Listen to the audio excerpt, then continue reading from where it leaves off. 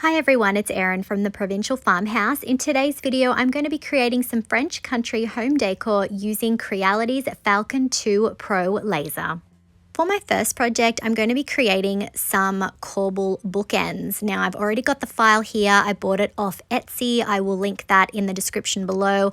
I'm cutting this actually out of 19mm pine, so I did have to adjust the height of the laser, and we are at 80%, and I ended up doing about 6 passes.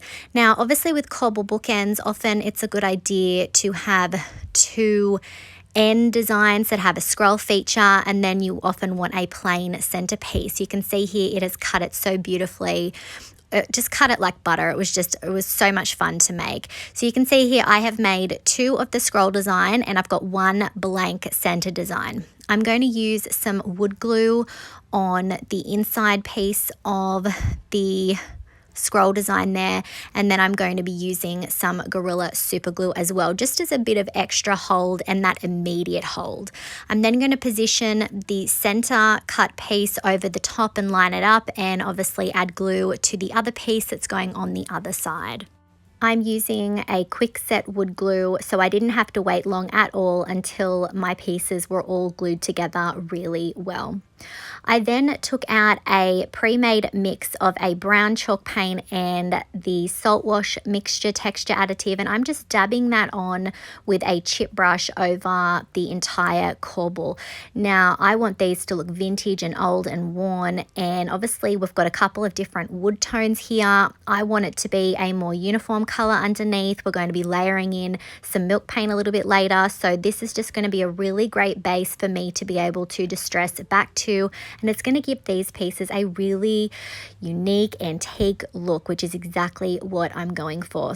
So I'm going to continue to add that mixture over the entire piece, and then when it was dry, I came in and applied a satin sealer so that my paint wasn't as porous, and so that I would get some fun cracking and texture when I apply my milk paint, because milk paint obviously likes porous surfaces. I needed to create a little bit of resist. When that was dry, I took out my Fusion milk paint in the color Hotel Robe. This is a lovely bright white. I'm measuring out equal parts powder and water, and then I'm going to stir it together really well. I'm then going to start applying my milk paint, and I'm going to be using a chip brush to do that. And I ended up doing 2 coats for this, and I'm just going to apply it over the entire piece. I had to switch to a smaller little artist brush to get into some of the smaller, tighter sections there, but obviously milk paint dries pretty quick, so this wasn't a very long process. It was really quite easy, and I'm allowing my brush to skip over certain details, and I'm just loving how the paint is bringing this all together. I'm of course going to be adding the milk paint over the entire piece, and this is a really great project. I'm so excited that I was able to cut such thick wood with the Falcon 2 Pro laser. It's just a complete game changer. I'm going to take out my hairdryer, and I'm going to start speeding up the drying process of that milk paint. That is going to help create those cracks and that texture, and it's going to create that wonderfully vintage look.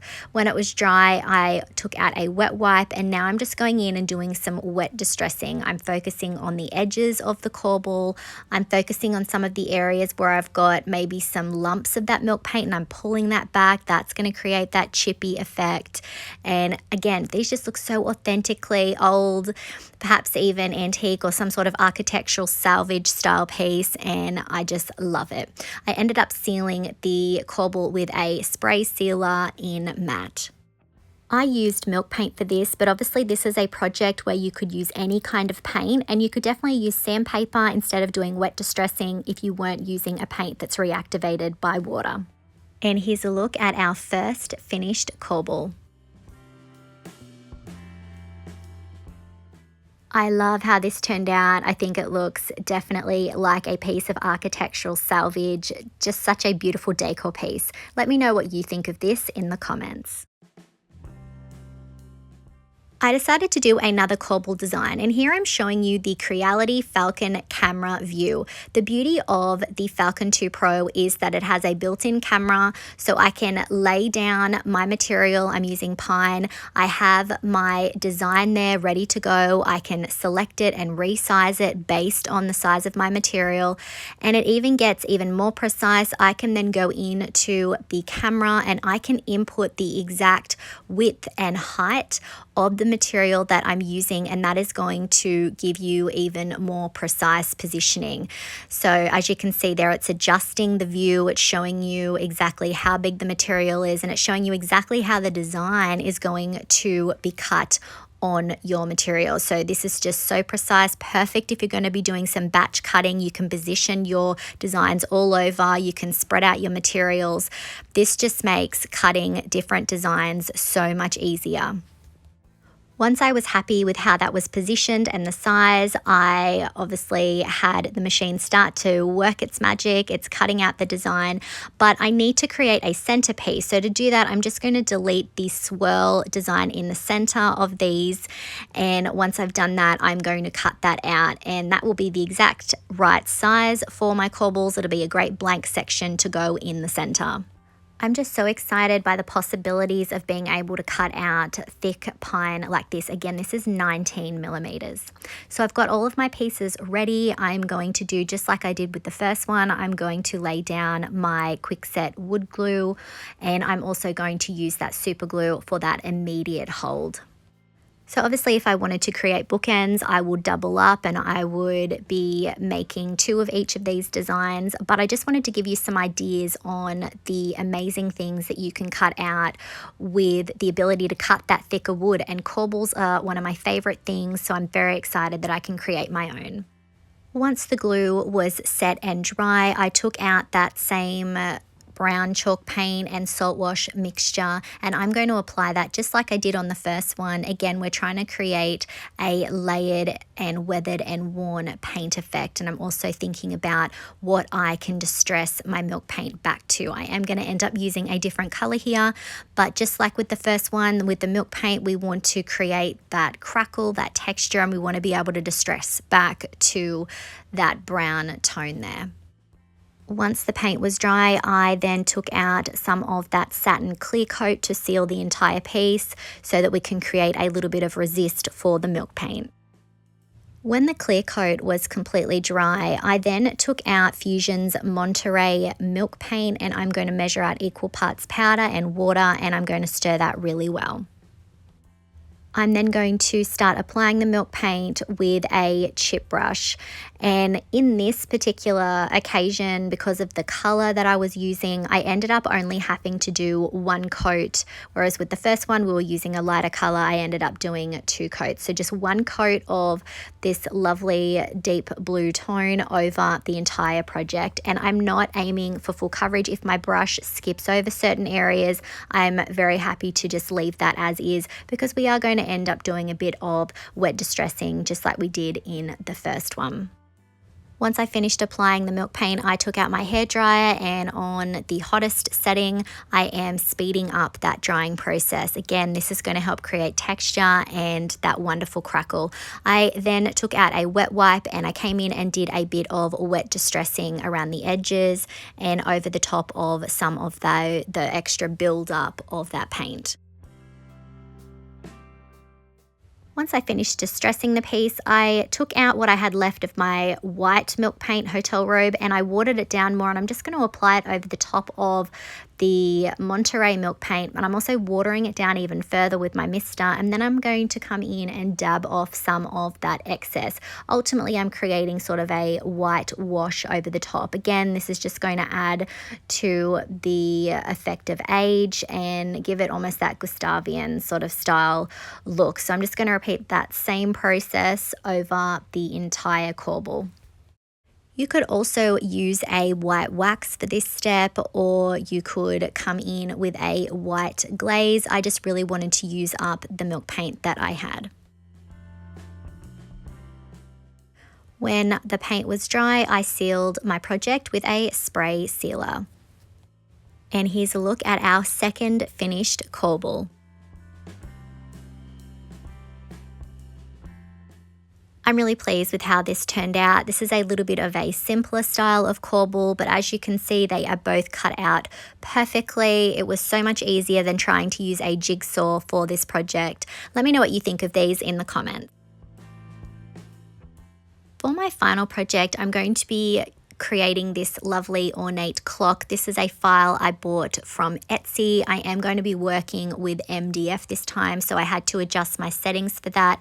Now this design comes with a front layer and a back layer, so I'm going to be starting with the front layer here and cutting that first. And it took about 4 passes and probably only about maybe 15 minutes to have this first piece done, and I just love this design. It is so gorgeous. As I said, I will link it in the comments, but as you can see, it has cut it out to perfection. So once I had done that, I had the back file here. I had to make sure that was the exact same size as the other design, and I then cut that out also on MDF. This would make a really great gift because you would be able to go in and customize this completely. You could put decoupage paper on the back, you could use metallics, the possibilities are endless. So once it had finished and I'd taken away all those extra pieces, I then took these outside and sealed the front and back with a clear spray sealer to seal everything in. I then took out Paint Couture's Driftwood mineral paint, and I'm going to apply just one coat. This had really great coverage over the MDF. Just one coat of this lovely grey tone over the top of the back piece. And this has a built-in sealer in it, so I'm not going to have to go in and use any sort of top coat to seal this back piece. So I painted the entire thing and then let that dry. For the top layer of the clock with the numbers, I'm going to use Paint Couture's Simply White. This is just a lovely bright white, and I'm going to go in and paint over the entire piece. I am using a smaller paintbrush here to get into a lot of those smaller little nooks and crannies and the details. I probably could have just taken it outside and used a white spray paint. I didn't have any at the time, so this is what we're going with, but it definitely would make it a lot easier to spray something like this because of all of the really delicate, beautiful details in the scroll work. So keep that in mind if you want to give this project a try. I ended up doing 3 coats to get the coverage I wanted. Once the paint was dry, I flipped it over. Remember, it doesn't matter if this part is messy. We are gluing this part down on top of the grey backing. I'm just using some Gorilla Super Glue on the back here, trying to hit all those points to make sure that everything will be glued down really securely. Then I'm going to flip it over, position it on top of the back piece and apply some pressure. Once that was all set and the glue was dry, I took out a paintbrush and I'm just going to go around the edge and I'm going to paint the edges white, both of those edges, so that it looks like a more uniform piece. So definitely going over that back plate area there as well, just so there's a bit more cohesion in the project. I ended up doing 2 coats around the outside. When the paint was dry, I added my clock attachment to the front face. Now, I could have probably made the clock a little bit bigger. I can cut up to 40 by 40 in the Falcon 2 Pro, but I am really happy with how this looks. This would be such a great gift if you've got a booth or you like to do markets. This would be a great seller, I think. Let me know what you think of the clock in the comments. I had so much fun making these projects with Creality's Falcon 2 Pro. If you would like to get your own laser, make sure you check out the links in the description below. Leave any questions you might have about this amazing machine below as well. If you have a small business, the Falcon 2 Pro could be just the thing to take your business to the next level. If you enjoyed today's video, I would really appreciate it if you would hit that like button, comment, and subscribe for more DIY videos. You can find most of the paint products used in today's video on our website, theprovincialfarmhouse.com.au. Thanks for watching.